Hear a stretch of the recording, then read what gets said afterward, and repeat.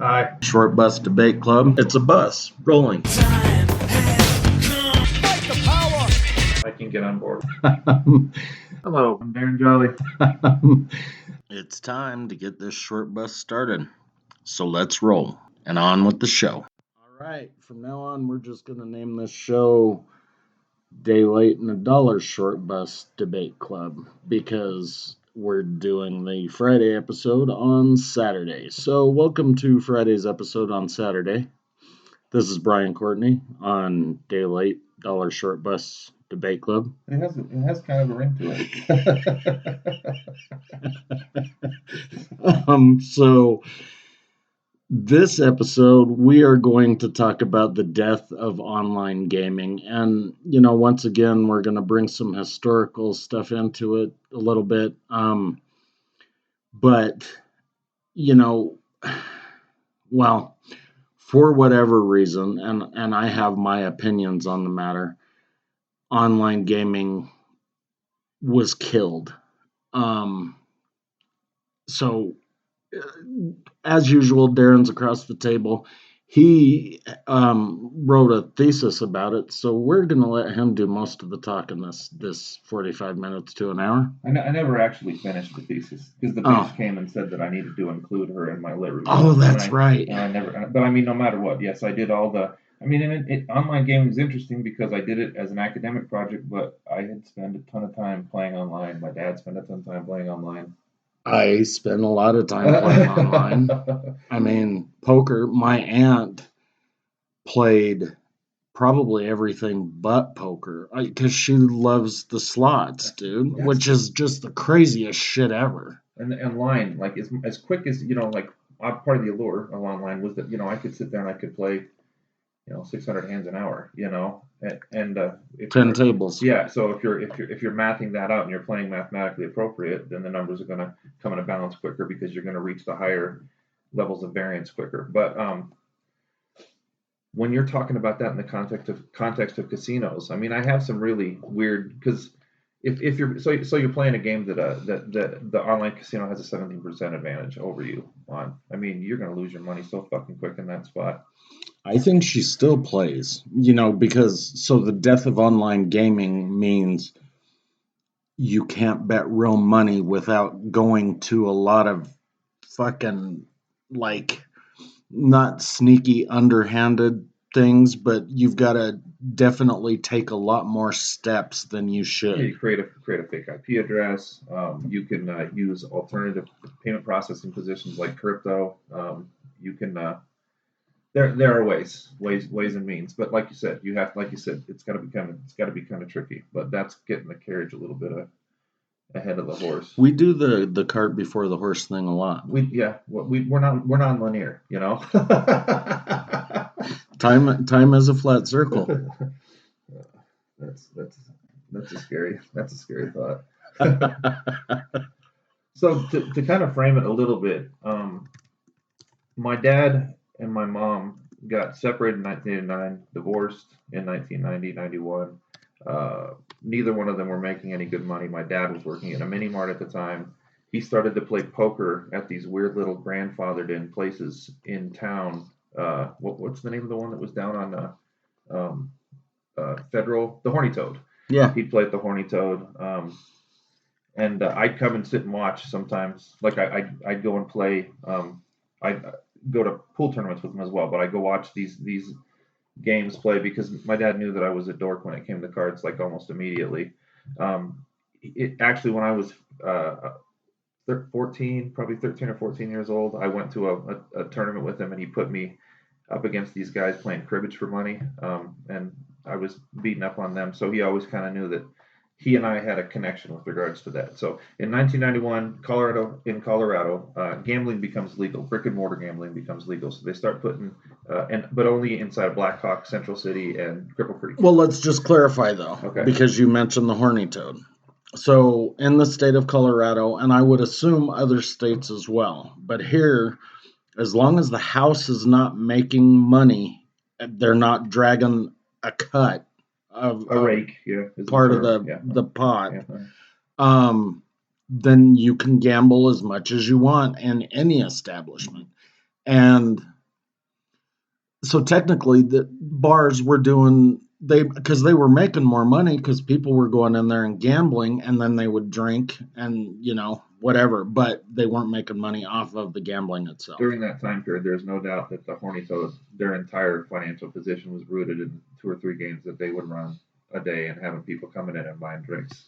So absolutely, that is correct. So at that time, my dad realized that he hadn't really he didn't play poker every day until that separation in 1989. And then he was sad. He was alone. He started to play a ton of fucking poker, and he realized that he was pretty good at it. He started reading books, all the stuff that was produced, Skolansky and all those guys.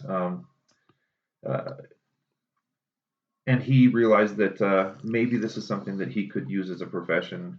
He had been a developer way before that. That was never going to resurface. So he was sort of like when my parents got divorced, searching for a new identity, and he found it in poker. There's no doubt about it. So in 1991, when the casinos went up, and these were small casinos at first. This was not Ameristar. This was not Harrah's. This was not Bally's. This is not what you see right now. These are little fucking mom and pop places, that are just teeny at that point. Well, because it was really cool, right? I mean, historic. It was grounded in that historical. You mentioned Deadwood when we were talking about the prostitutes. So South Dakota did the same thing, where you took these old buildings from the West and you kind of gutted the inside because you had to put cameras up and more electricity and whatever. But from the outside, it really felt like you were in the Old West, dude. I mean, it was sweet. It's funny because when I did go to Central City only one time when I was very young, but it was like 2nd or 3rd grade. And yes, the original, the way that I experienced it in 2nd grade, if you went up there in 91, it would have been very similar, other than a bunch of extra wires coming in and out.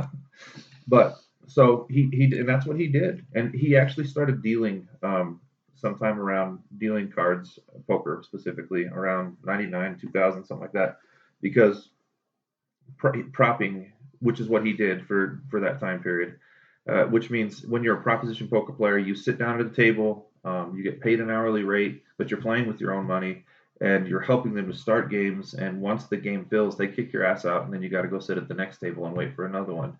So if you get aces cracked, or you flop a couple of sets and you're in, 140, you got to go and wait for another game to start before you can sort of like even it out. I did it for about a year. It is one of the most nerve-wracking jobs. If you prop and you can stay in the games for longer, it's different. But when they kick your ass out of the games, it's very difficult. So either way, my dad did that for about a decade, and then he started dealing, because dealing poker is really good money. So 99, I go up to Seattle. I play poker a little bit with my dad at this card room that you can play at under 21. But still, I don't get the chance to touch it very much, right? But I've been talking poker theory with my dad and watching it and looking at the math for a very long time at that point in time. So the online poker thing started to happen right around 2000.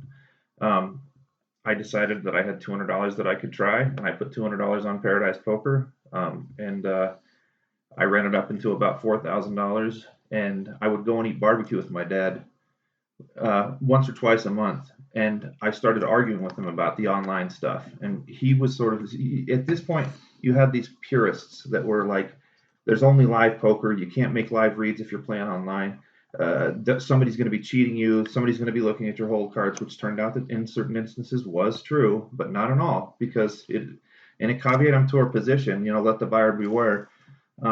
There are people that are going to realize that you make more money by creating an honest game than you do by ripping people off. So the stuff that happened with Ultimate Bet and Absolute with Russ Hamilton, which again, something we could talk about a little bit more later, where they were using a key to see people's hole cards, they got busted. I don't know if I would consider myself a poker purist or not. Mm-hmm.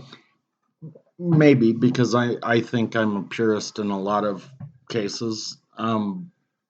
But I was maybe just paranoid about that kind of thing because, there's no way to tell what sort of algorithm they're building. Even if it's not straight up cheating, they could build it to where it's easier for collusion and shit like that. Private chats, because you don't have to have a chat to where the entire table can see it. But they did find ways to negotiate. Like if two people end up showing up on the same table in an inordinate amount of time, or they don't play against each other, they don't go after. There were things, and there were forums that developed. That's how they caught the absolute. That's how they caught Russ Hamilton. There was a huge forum that developed called 2+2 Poker, and these guys were dorks. So they take Poker Tracker, and once you have Poker Tracker, you can statistically see how people measure up against you based on winning hands, how many they're playing, blah blah blah blah blah. And so if you can imagine, there's a circle that represents people winning or losing what seems like a reasonable amount of hands. And it's on an X and Y axis, and there's going to be the really good poker players are going to be up in the upper left. The really bad ones are going to be in the lower right. Russ Hamilton was like, and there were two other accounts that they were using. They were so far outside of that standard deviation that the only way that they could have been winning as much as they were was by seeing people's hole cards, and they proved it. I don't know what ended up happening to him. He's not in the poker world anymore, which is too bad because the guy had won the World Series of Poker about 10 or 12 years before this had happened. He just fucked up. So back to the Paradise thing. So my dad and I were arguing at dinner, and I said, just come over and watch me. So finally on a Saturday, he comes over and sits, and he sat there for 5 hours. I was playing 2 3-6 games. That's a $3 and $6 blind. No, it's $1.53 blind. By now, everybody has to know what that means, right? I don't think so. I think there are some people that have no. I mean, I still talk to people that don't know shit about poker. If you go into Mirage, where my mom and dad go and sit there and do the free games, those guys have no idea what a structured game is. Okay, so if we're sitting at a table, then there's a dealer button, and that means that person's the dealer. Not that they're actually dealing the cards, but the button represents that's where the dealer would be sitting. And the blind, small blind to the left, big blind 2 to the left. And then the betting starts after the big blind, and then it circles around, and you raise, call, whatever. So I said it wrong though. So in a 3-6 game, it's $1.50 small blind based on what Brian just said. It's a $3 big blind. There's a $3 bet and 3 raises that you can do before anybody sees the flop. There's the same structure after the flop, and then on the turn in the river you double the bet. So it's $6 a bet and 3 raises. And that's just in order to cap the pot. Yeah, and to punish people for the point of poker is that the people that are more mathematically thoughtful is that they can punish the people that make mistakes. So you've got to have the double bets to punish. But either way. He sat down. I was playing two shorthanded 3-6 games. Shorthanded games have a lot more volatility than long-handed games because you have to play more hands and you have to play them infinitely more aggressively. So I got in the game. I was stuck 1,000, and then he watched me swing to where I was 1,000 up. He sat there for 5 hours and was just, by the end of it, he's like, I want an account. I want to play. I see what you're saying. There's something to this. So he went and got an account. There were problems with the sites at that point in time. There was an instance where I was playing a sit and go, and it was on dial-up. We were not at high-speed internet space at that point in time. Yeah, at least I didn't. Not in 2001. I didn't have anything special. When I was working at the political science office, they had a much better internet connection, so I never had any problems when I was playing while I was working at because I had DSL at the condo. But that was later. The condo was after I came back. I bought it in 2001. I mean, whatever. Yeah. So, okay. Either way, we no matter what, you're right. High speed internet was coming, but shit, I was using fucking what was it called? The free one, the Net Zero. I was using Net Zero half the time, which is no longer. It's a dinosaur. It no longer exists. So my dad started playing online a ton, and in 2003, he ended up winning a seat, a $7,000 seat onto a cruise ship, and it was called the Party Poker Million. Now, what was happening at that point in time? Online poker was really interesting. It's you want to talk about how funny it is that I'm making an argument about a game where everything's rooted in mathematical probabilities, but you want to talk about the perfect storm for all the things to line up and make it just get huge, like fucking in such a short period of time. Like online poker, everything fucking happened in the right moment. So three things that kind of happened uh, in this space. That summer, a guy by the name of Chris Moneymaker satellites into the World Series. He played a $40 tournament. He gets a seat into the World Series. His last name is fucking Moneymaker. Give me a break, you know? What a tool. And he ends up going on to win the World Series that year. And it was the first time anybody had won that didn't have somebody else buying it for him, or through a satellite that was inside the Horseshoe Casino itself. So ultimately, everybody could see that if you had money and you had access to a to a computer, anybody can win a seat into the World Series. At the same time, there was the rise of these poker shows on TV. So like the Travel Channel had what they called the WPT. So I was saying about my dad in 2003, he won a seat into that tournament, which was a structured tournament, which is really weird because everything was no limit at that point in time. But because the people that were running these things were purists and they liked mixed games and they liked different types of, Omaha's a lot different game than Hold'em. Stud is a way different game. Raz is a way different game. So either way, Party was billed as the structured tournament one.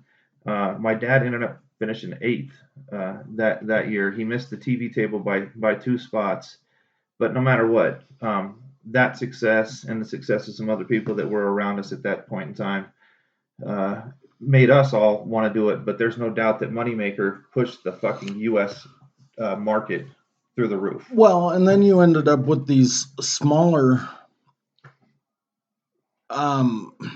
tournaments, so then, obviously there's the World Series of Poker, but then, the WPT popped up, and then the WPT ended up having a spinoff, I think. But the World Poker Tour was weird because they were kind of just hitting the small casinos that, nobody had ever heard of, really. And it was so funny because they would make it look all shiny and there's bright lights and shit and whatever. But I went to that same casino in St. Louis that they went to, and that poker room was a piece of shit. I mean, there was water stains all over the ceiling and tiles were falling in. There was like it used to be a storage room because there was a chain link fence that was locked up over in one corner. The poker dinner cried. But another thing that they did, so you were right about the storms thing, but they also did a really good job marketing because they did, and I'm going to compare it because I think the sensory stuff when you start dragging pots is the same thing, and even when you're just in a big pot. But they would give you $20 free or $25 free or whatever, and you'd win a couple hands, or maybe you'd win an entire sit and go tournament, so you beat 9 people straight away. Now you got $140 or something like that. You signed up for an account and put money in there immediately, dude. And you're of course you're right. So like when I broke my shoulder, so I come back from school in Toronto. This is before my dad's tournament, but it's the same year. I flipped off a bike. I tore my labrum. I break my right wrist. I'm stuck, and I just had come back from Toronto. I had one last graduate assistant check. It was $1,500. I transferred it onto NetTeller and started moving it around because they gave what they called deposit bonuses. So there were certain sites that would give you 100% relative to it, but you had to play X number of hands. So like say I get an even match.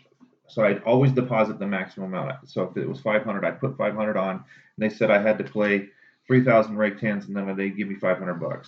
So I started being what they called a bonus chaser, right? So I had $1,500, so I always had 500 in because it was always the max would always be for the 500 limit. So I'd always have money in between 2 places and 500 that I was playing with. And because I was stuck there with my fucking arm broken, I had to learn to use the mouse with my left hand. So I became poker ambidextrous at that point.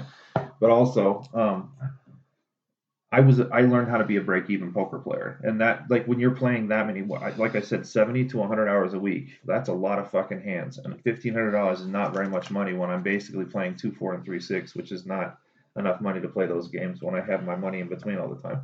But yes, they did so many promotions to pull motherfuckers in, and once you, again, like, you got that free $20, and they did the free ones all the time, the free 20, free 50, and but you couldn't take the money out until you played a certain number of. Because it wasn't Poker Stars that I initially started with. It was the dude.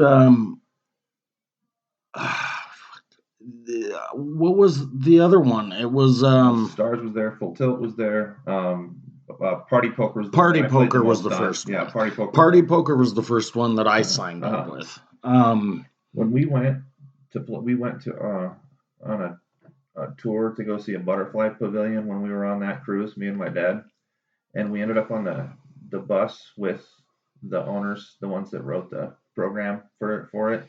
He gave me and my dad a card and said, "This is our affiliates program. You should try to get some other people to sign up, which they give you rake back, and then you get rake back, and then if you have other people that sign up below you, you get a part of their rake back." Yeah, it was multi-level marketing, and it was Party Poker was not that big yet, but by the time in 2006 when I won my seats, God, I should have listened to that motherfucker. I could have been making money hand over fist. Those affiliate programs, because they didn't make props, but this is a way to where you can make money.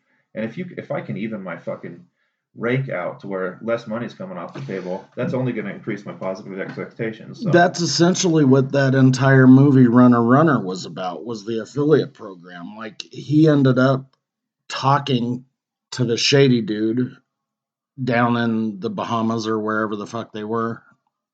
Honduras. I haven't ever watched the movie. I know. I should watch that. It's about but they were having this big affiliate party down there. So everybody there was affiliates. And I never thought because I always hated Amway. And I know that Amway doesn't have shit to do with poker, but it's essentially the same thing. You sell this to this guy, and as long as he goes and sells to those people, then you start making money. Yeah. I'm a fucking salesperson. I just want to, Mary Kay. I mean, so fucking many of Herbalife. Yeah, oh yeah. There's a ton of hippie ones, dude. And for some reason, Salt Lake City is like headquarters to so many of them, dude. I think that might be because the Mormon Church is actually a multi-level marketing strategy. Did I just say that out loud? I love you, Dean. I love you, Karen. Sorry, but I think that there's some people that are at the top of that church that are making tons and tons and tons of money. So money for sure. I like going down there during Christmas because they spend a lot of money decorating the entire fucking downtown. Anyway, poker. So the affiliates thing, and then the money coming back through the bonus chasing, and then the deposit stuff. They're really good. You're right. They really had some very good advertising and techniques to get people on there. So, but I went broke, right? And I needed to get a real job anyway. I wasn't going to go back to school. I was all fucking disenchanted with the academy. So I ended up becoming a prop in Blackhawk. And propping is brutal. So, like, I'm seeing my dad over at another casino making good money dealing. So I learned how to deal. And then I also start running poker tournaments up there. Because like Brian said, like, dude, the amount of tournaments that started popping up everywhere during that time period, bar poker became fucking huge, But we ran these things where we'd give like when it was the station, we'd run these competitions to where for Tuesday, Thursday, and Sunday, if you played these tournaments, you'd get points and you'd get bonuses for making final tables and cashing. And if you were in the top 40 for these, then you play for a seat in a WPT event or a seat in the World Series events that the casino would put up. Dude, I loved playing in those fucking satellites, and it wasn't even because I was aiming at a seat. It was because I bought in for $140 and I'd make 600. I mean, it's fun. It's good. Just boom, boom, boom. That was at the gates though when you were doing those, wasn't that at the gates? Yeah, I forgot about that. That we even did that. But okay, so I did that until about 2006, and then in 2006, another huge, really weird turn happens, right? And it's a bad turn. Um, so several things happened. I got to go back a little bit. So in 2004, Party goes. They sell off 23% of the ownership of the company into an IPO, and they go public on the London Stock Exchange. Of course, they're going to do it on the London Stock Exchange because nobody's talking about making internet gambling or internet poker illegal in the UK, but they are talking about it all over the place from the second that it started to get big in the US. The Republican leader, the head in the Senate, what's the Senate Majority Leader? Yeah. Was Bill Frist at the time, and every 5 seconds he's trying to put up a new law to make online gambling illegal. There was an act that was from 1961 called the Wire Act. They kept trying to twist things out of that legislation that was about interstate horse racing, interstate gambling in relation to horse race betting. But this one guy that I was listening to, he says that was like trying to use caveman tools to do brain surgery, and it's just and it's way too out of date. So Well, no, I was just going to ask because I know that because you told me, and then I looked it up again because I was trying to find basically, I guess you could call it its grandfather or its father to the Wire Act because Dutch Schultz in Chicago built a huge,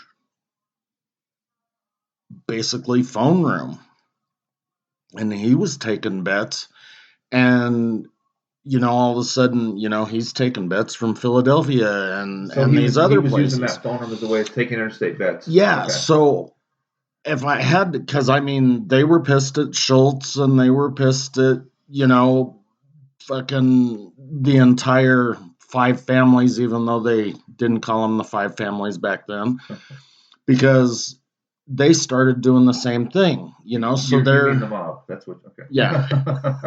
Might be important. Just So they had to come up with something, I'm guessing, to kind of curb that back then.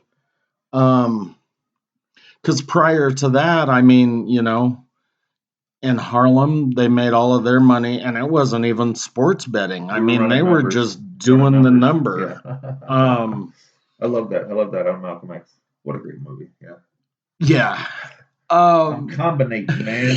I'm combinating. And I didn't know until very recently how they picked it because I thought that's a bunch of bullshit. They could just pick a fucking number out of the air. Yeah. But, it was always the rule of thumb that they used the sixth number of the actual state lottery or, whatever. I didn't know how they did it. Yeah, that's how But it came random from some other location. Right. So that way, they couldn't just say, okay, well, it was 15. Yeah, it's the fixing is well out of their hands, and they're only dealing with hundreds and thousands of dollars back then anyway. So. Well, because people were putting dimes in. Give me a dime. I'm combinating, man. I'm combinating. So my point is that there had to be some sort of Wire Act. And maybe, like we talked about on a couple of different episodes, Congress will get tricky and they'll start rewriting shit. And where it was in Title 18, now it's in 52 or whatever. Or they and that was what the way they kept trying to swing it is exactly the way that you're talking about right there. But how it ends up getting in the bill that they push it through on is just about one of the most fucked up things in the history of the universe, right? So, but to sort of like preface that real quick, I won seats into the Party Poker Million and the main event, and I spent $65 winning $26,000 worth of shit, which was pretty. That was when you went and brought all those Cuban cigars back. That is correct. So, so in 2006, the World Series of Poker was a fucking monster, and of course, like we went from the moneymaker standard to the gold standard. Some fucking idiot fucking producer guy from fucking Hollywood named Jamie Gold wins it. He's yapping at the table all the time, and You just want that motherfucker to shut the fuck up sometimes. But he definitely talked some people into making some calls. But while that's happening, like I said, the party went public on the London Stock Exchange for just under $4 billion is what the valuation ended up being, right? And through that 23%, they end up getting, just right around $1 billion worth of investment from the IPO. And so that happened in 2004. By the time 2006 occurs, the World Series occurs, the valuation of party is actually at 12 billion at that point in time. When it went public for more than any other thing in the history of London Stock Exchange, because there's just so much money. The overhead's low. All you got to deal with is security, service, and just making sure you're getting more people on the fucking site, and the valuation of $12 billion for party was more than Harris. All right. So in that moment, I was watching this thing where they were talking about why Bill Frist was pushing this stuff through. And he keeps talking about how he wanted to make a run for president in 2008. So he was trying to appease this huge donor out of Indiana. That's the one that's necessary for him to be able to make his bid, right? But I don't believe that for a second. It wasn't just that Republican. I'm sure he was getting tons and tons of funding from brick and mortar casinos that were seeing how this was going to size up, and they were not seeing the online gambling or the online poker as a way of to where you would connect both of those industries. Yeah, I don't understand why they wouldn't just say, you know what, we've got a brick and mortar, but for those people that don't ever want to leave their house, let's make some money off them too. You know why they didn't? MGM launched several of them, and they all failed. Harrah's launched MGM still, they have one, and it's not good. So the problem is they didn't understand how to fit themselves into the. So the conspiracy theory is that you move these big ones, you move the monsters out of the market. You move, Full Tilt, which it turns out it's a good thing that they pulled it out of the market. But PokerStars, because PokerStars was such a fucking giant that they needed to move them aside. So either way, so the Bill Frist thing, right? Jamie Gold wins the fucking World Series at the end of 2006. This fucking cocksucker, head of the Republican majority. I'm trying to find the goddamn name of that. So during the 11th hour, at the very end of the session, it had already been voted through in the House, and they had to push it back through to revote because of this amendment. There was an act called the Security and Accountability for Every Port Act, or the Safe Port Act, which was a piggy bank on port security in relation to all the bullshit things that had come out of 9/11. Are you talking? Because when you're talking about wire, I thought when they say port, they're talking about port. No. Forget about the Wire Act. That was what they were trying to use before, and gotcha. They realized that was not going to be good enough. So they actually make a really smart turn, and they do attack something that they can affect, right? So they inserted in that bill in the 11th hour an act called the Unlawful Internet Gambling Enforcement Act, or UIGEA. All right. What the UIGEA did, it did essentially two things. All right. It made it a crime to accept money for illegal gambling, so that the sites themselves were committing a crime at that point in time, regardless of whether or not they were here or there. Because if you're functioning in our jurisdiction, that's a rhetorical disposition they made. If you're functioning in our jurisdiction with the people that you're servicing, then that means that you're acting there, therefore you're legally responsible for it. Okay. The second thing that it did was it was charged with creating regulations that would prevent payment processors from moving money from the U.S. players to operators, right? So that is the most important thing. Anybody that acted as an intermediary was committing a financial crime at that point in time. So the first thing that happened was they busted NetTeller in 2007. Oh, one other important point. When this happened, the three major companies that were online poker sites at that point in time were the ones that we've mentioned the most. It was Full Tilt, it was Party Poker, and PokerStars. Party Poker was, like I said, publicly traded on the London Stock Exchange because it had securities positions the stockholders would maintain liability if they were operating illegally inside of a country. So they were instructed to remove themselves from the U.S. market at that point in time. So party left, right? But both Stars and Full Tilt were privately owned. They never went public.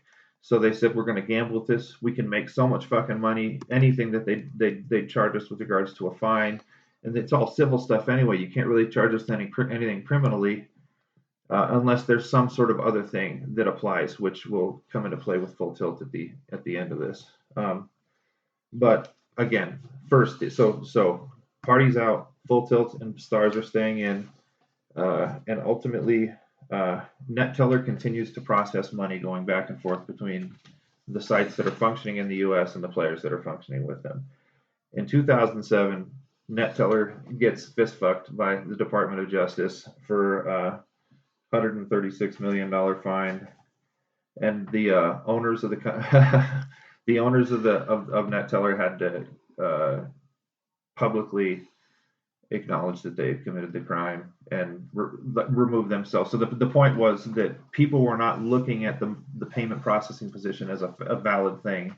They're like, this is bullshit. So once they said, yes, what we did was wrong, then in the public's eye, you're starting to get people conditioned to see that again. And it's never the players that are doing something illegal. It's only the people that are creating the conditions for the players to play that are doing something illegal. Well, no, that I was just going to say, and it's a little bit different because at least the weed people could take cash, so with poker, you can't do that online. But I mean, that's the same way that they fucked everybody on a federal level because they said, okay, you know what? If you're a bank and you're dealing with the weed company, we're going to fuck you over. I mean, you're going to pay fines. We might just shut down your entire line of business. So but that's what they do to everybody. We're going to, shut off all your accounts. That's why we need to have cryptocurrency so that we can have a reserve currency that exists outside the context of a governmental position. La la la la la la la. So that is correct. So the NetTeller thing was in 2007. I'm forgetting what happened next. Didn't somebody get in trouble? No. Okay. So that's where we'll end up at. All right. So, I kept moving money back and forth through these external. So like the payment processors actually functioned through the sites then. They just had an arm that they connected to that did the payment processing for them. It was no longer a giant, like a PayPal, like a NetTeller, a giant intermediary that is really publicly visible. And I didn't ask any questions because, to be honest with you, I was out of work a fair amount of time here and there, and I needed to make money to pay for my fucking car. I was out on the road and I was playing a ton at that point in time too, especially when I played in 2007 at the series when I was working out there for 2.5 months. I will not say how much money I made playing poker that summer, but it was a good summer. But when the money was going back and forth, I can see on my bank account statements, $600 into my account from thebikeshop.com, $200 coming out of my account to fuzzywhiteanimals.com, So I keep looking at these things. So I'm laughing because I can see that they're just giving it a fake name, right? And it is the money that's going back and forth. And nobody that's playing and making money off is going to say anything to the government about it. But unfortunately, as we know, even if we don't tell them, they can look inside of our bank accounts and see what those things are. So ultimately, that's what ended up happening. But in 2011, on April 15th, 2011, finally, after all this shit had gone on, the bill had been put in place in 2006. NetTeller got punished, but nothing had really stopped. All of the accounts were frozen for everything on Full Tilt and everything on Party Poker. Or not Party Poker, Poker Stars. Party Poker did not get punished because they willingly pulled themselves out of the set. So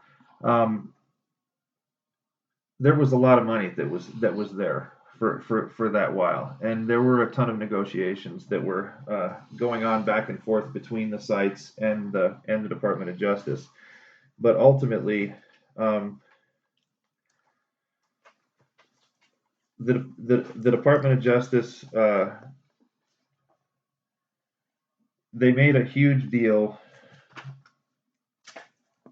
What ended up being with so everybody got charged, right?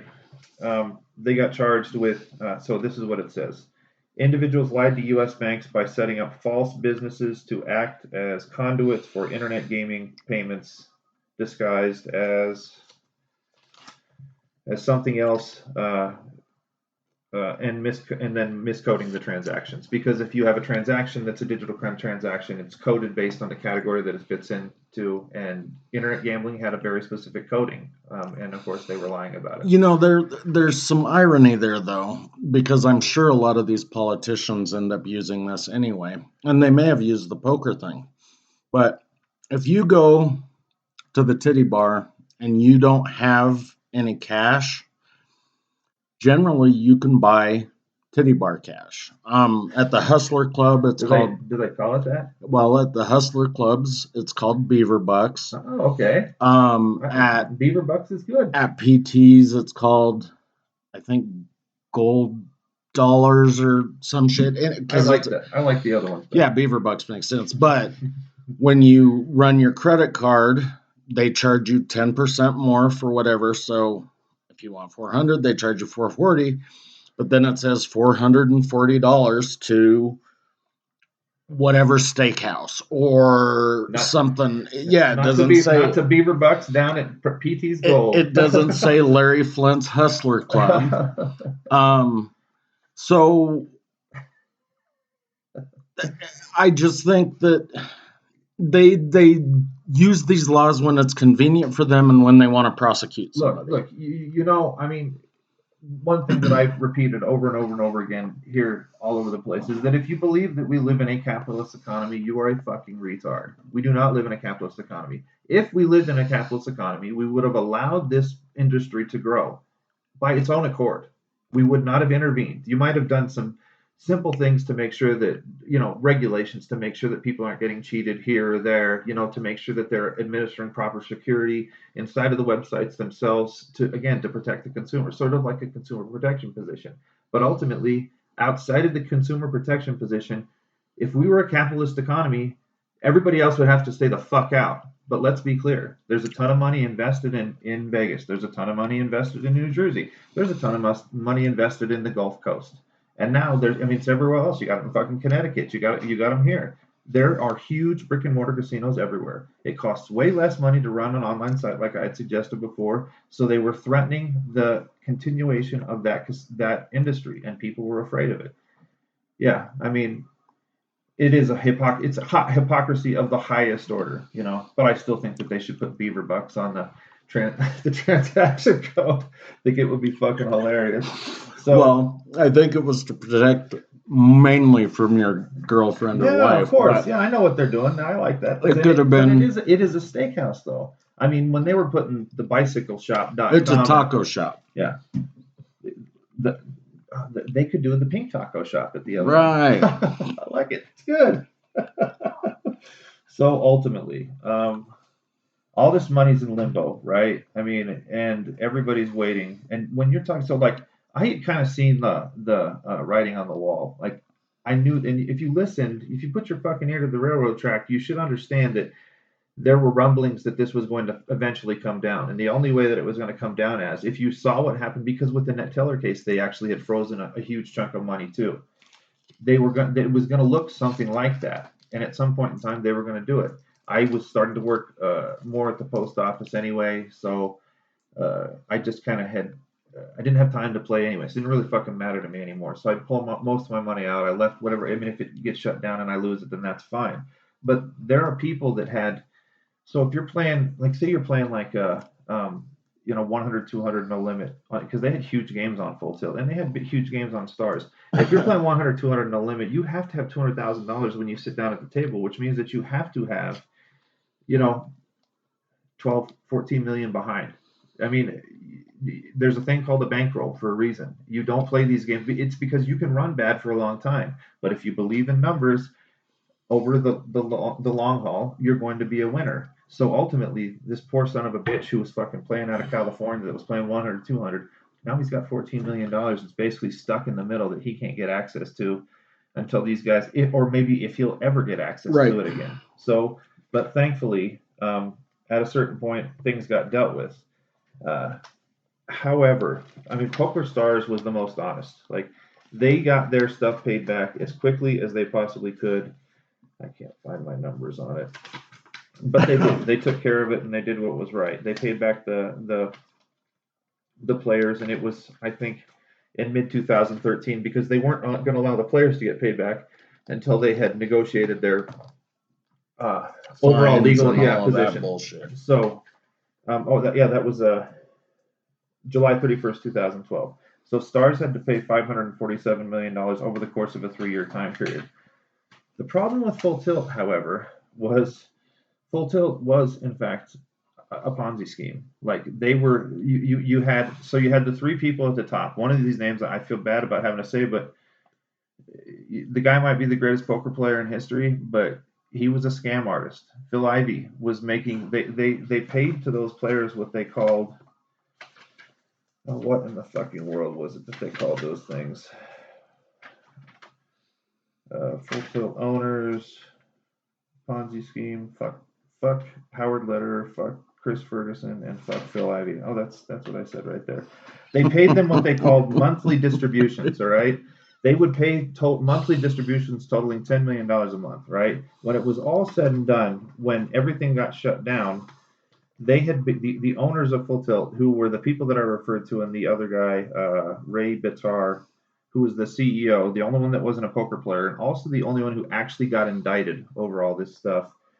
They were the ones that were making this money, but they got paid a total of $443,860,530 for these payouts. There was also a ton of money that was being funneled into the people that they promoted, like Lane Flack and, all those other motherfuckers. Eric Lindgren, even Matt Hughes was a sponsor because UFC was trying to get invested in Full Tilt a little bit. Tie it up with the Vegas connection. And So, but what ended up finally happening, and everybody did, the vast bulk of people got paid back. When the agreements were made, Poker Stars ended up buying up Full Tilt's name, and part of the agreement was that they would pay back the players the amounts of money, and they were going to take it. They owed like $390 million to players, so Stars just put $390 million, put it in a fund, and the Department of Justice was actually the people that paid it all out. And of course, we all understand that was done that way because if anybody was going to get audited for the amounts of money that they had in there, the Department of Justice wanted to see all that money first. So, because nobody that plays poker full time isn't evading taxes a little bit, No, I was just sitting here thinking, obviously, and I don't know if it's because of the amount of money that we have, if it's because we're fucking degenerate, insert word here, if it's not the population, but for some reason, and things are starting to shift. India, their economy is pretty white hot right now. China, obviously, which if is that fucking doing zero COVID fucking shutdowns, they'd be doing a lot better. That whole BRICS thing, but every company really wants to do business in the United States, and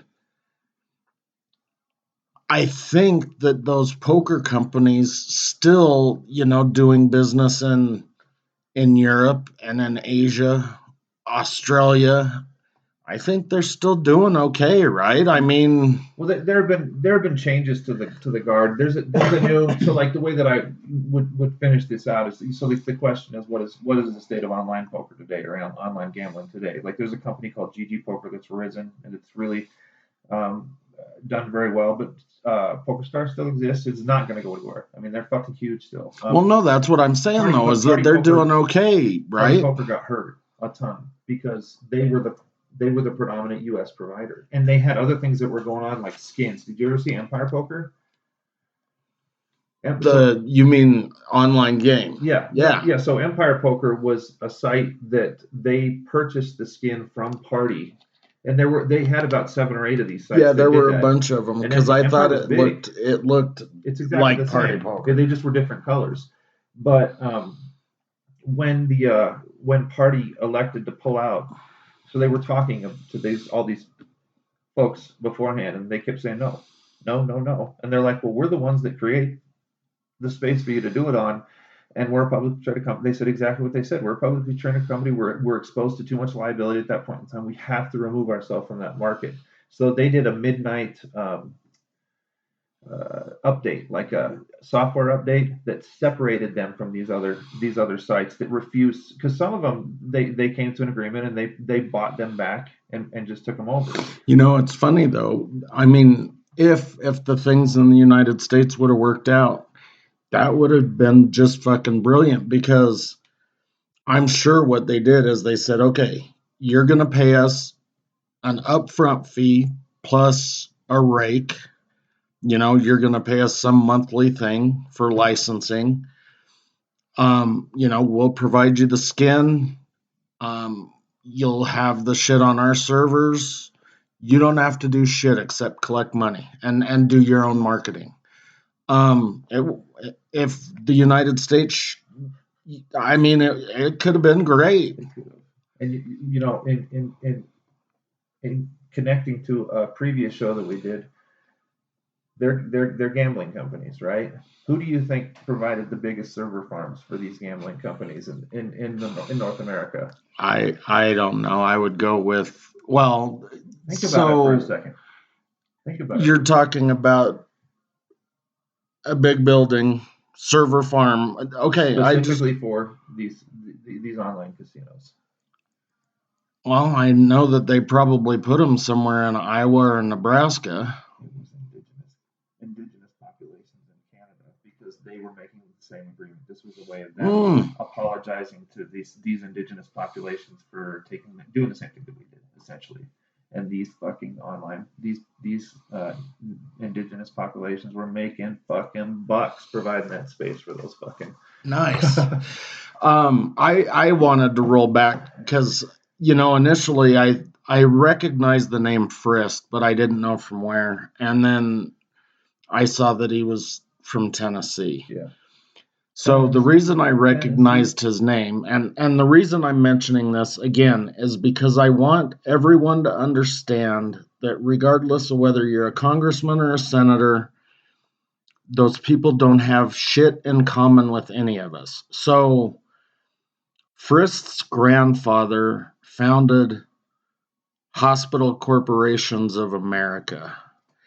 And when he died, he was worth $7.63 billion or something when he died in, I don't know, whenever. So he was a fucking billionaire. And still just wanted to fucking bully people and tell you can't play cards or anything. Didn't have shit to do with poker, but they're all rich. And we're not. So you just need to keep that in mind when you're voting for those people. Okay, so he died in 1998 and he was worth $7.6 billion. That was his dad or him? That was his dad, yeah. That was his grandfather. His grandfather, okay, yeah. Because he had to live till at least 2007. Yeah. Yeah. Should we frisk him? HCA, Hospital Corporations of America. All right. One other thing about where we're at in relation to the online gambling situation right now.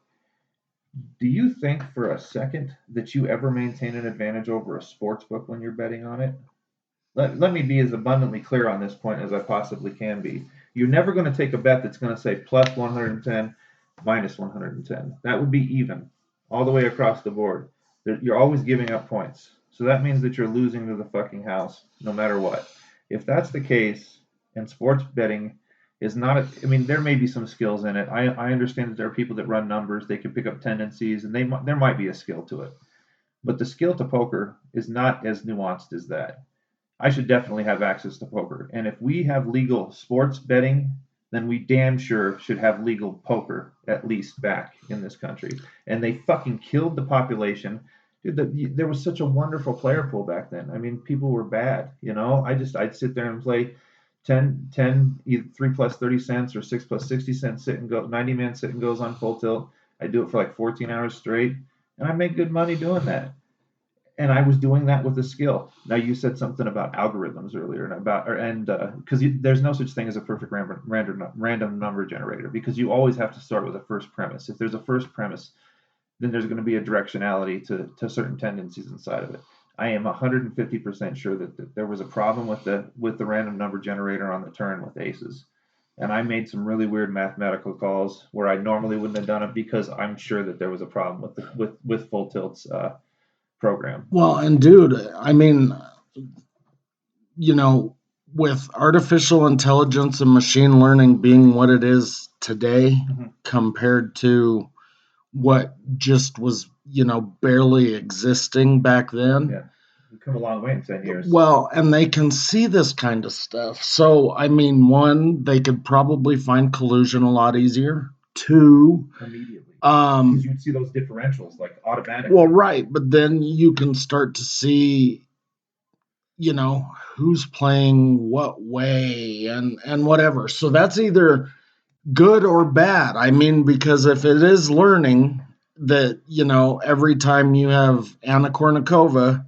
you're going to raise, then maybe you're not getting Anna Kournikova anymore. So you're going, you took this in the most important direction that I forgot to talk about, because what you're saying is true. Okay, so there are these things called solvers, right? Solvers are where they feed in all this information into this program, and it has like an AI component to it, and it sees what the tendency that these people are doing in specific instances over periods of time. So if you're playing against them in a tournament or in a cash game, more important in a cash game, you put in the opponent 3-bet the flop, check raise, or 3-bet pre-flop. So this is an online poker. This is something you use in a poker room. No. This is something that you use on.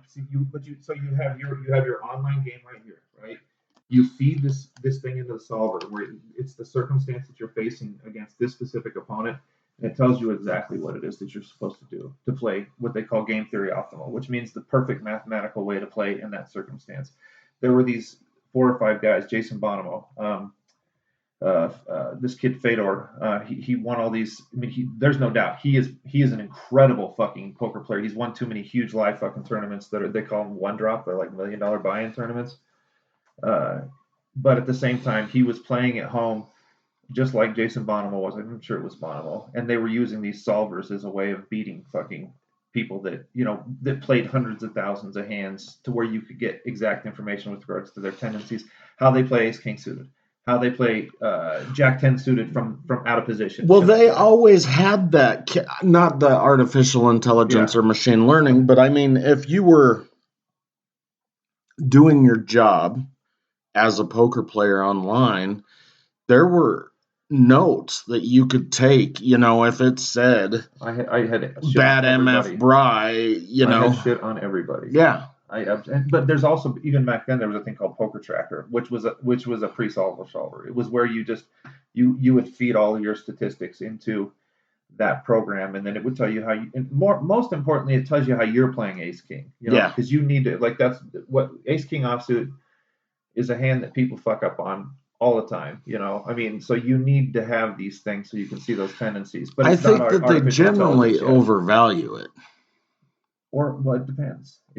Because it depends on where you are from the button and how often you do it. Like the people that are the best, there's a guy by the name of Garrett Adelstein, and he, like, in terms of live high cash game players, like, I'm a total fanboy, dude. Like, he is a smart motherfucker, dude, and he just beats the trash out of people. And he does things. He'll do the same thing with the bluff that he does with a really, really strong hand, enough to where you don't know where he's at. And he knows who you are and how much pressure to just kind of lean with you.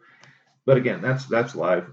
That's what I try to do, but I generally get too drunk You have some skills, more dude. often than not. I like the big argument in poker today is the difference between game theory optimal, which is that mathematical thing where you have to do everything perfectly balanced, and game theory optimal is, and I know Doug, whatever your name is, Doug Polk, you'll talk shit to me for this because you are a GTO guy, but it's more important in shorthanded or head-to-head games than it is in ring games, because ring games, there's so many other things that dictate. But so it's game theory optimal versus exploitative. Exploitative is reading, and exploitative is what you do. Well, that's what I do, but this argument is about poker on the same lines that like Moneyball was versus numbers versus what was the Clint Eastwood one? Not for the love of the game. What is it? His daughter's with him. Yeah, and travels around. And he's kind of blind. And is it Justin? Justin Timberlake. We talked about him on the sports one. And Eastwood, he directed the movie too, didn't he? Probably. He just does them all. Curve, something. Trouble with the Curve. That's right. Yeah. Okay, so those two movies argued numbers versus actual skill and, being able to be there. And that's kind of what we're talking about. Exactly. But I mean, of course, the answer to the question is a mix. If you isolate yourself too much to one specific strategy, then you can be exploited. You can be exploited for being over exploitative, or you can be exploited for being over mathematical. So you need to understand where you're at when you flop an open-ended flush and straight draw, and you need to understand where you're at when you have aces and there's a 3 flush to the board. You have black aces and it's 3 hearts. We should play some fucking poker, not casino poker, but where we're just having a few beers and shooting the breeze with everybody again. You know what the sad thing is as much as I played, as much as I used to, you don't even like it anymore. I hate it. Sometimes I like to go and play a tournament for a little while, but even last time I was about 4 hours in, and I was like, this kid sitting next to me. No, but I'm not talking about that. I'm talking about like Aaron and Roger, and I would sit down and hang out and play just for social purposes, and that's where poker always began anyway, right? Yeah. I mean, you sit around and you bullshit and you drink some beers, and we actually were going to try to do a short bus poker tour at one point in time, but we ended up on the short bus for conversation. So much fucking recorded time and so little value. I mean, if you needed to sleep, you could put it on and it would put you to sleep. We thought it was going to be hilarious. Anyway, we're starting to fucking trail off, and we're over an hour now. So obviously, I think, and now I'm going to add another component to it. So I'm a big believer that I should be able to drive down the fucking road with my dragon flying above my car, a pit bull in the back seat, hookers all over in the car, cocaine on the dashboard, a handful of fucking painkillers, maybe some heroin in the glove box. I'm not wearing my seatbelt. And I got a bottle of Jack Daniels. I think that I should be able to do all of that stuff, and it should be fine. Where did you get the dragon? Because everybody's complaining that you can't have animals, because they're dangerous. Well, obviously there's no dragons, but I'm guessing that somebody would say, we don't want you to have a dragon. It's dangerous. Have to say there were no dragons. You could have just left it. I mean, we just had the dragon, Game of Thrones thing on HBO. It would be a time where a person might really have the need for a dragon. I can't believe I just fucking snorted. Anyway, so do we have any idea what our next episodes are going to be? I have no clue. I'm not sure. We have to figure it out in the next 12 hours. So, or we could just continue this. To be late, yes. Yeah. Maybe we don't even think about it as late. They always come in. I mean, we haven't shorted you guys anything. We've done 3 a week for a while. That was me knocking on wood. I don't want anything to get fucked up, right? I was gonna knock on that, but it looked like bricks. Anyway, give us online poker back. That's all we're asking. Yes, online poker. That would be great. Okay. shortbusdebateclub@yahoo.com. 720-334-ROLL. One of my coworkers showed me that he had us programmed into his phone with the Short Bus Debate on it. Which is fucking badass. Now, if we could start getting some more calls, I did get a text message. Shout out Juan, though. You got to throw that out there. that they were enjoying the show. Wanted to do some different stuff. So thank you, Yes. Kimberly. Thank you. And we will talk to you guys next week. Adios. See you later.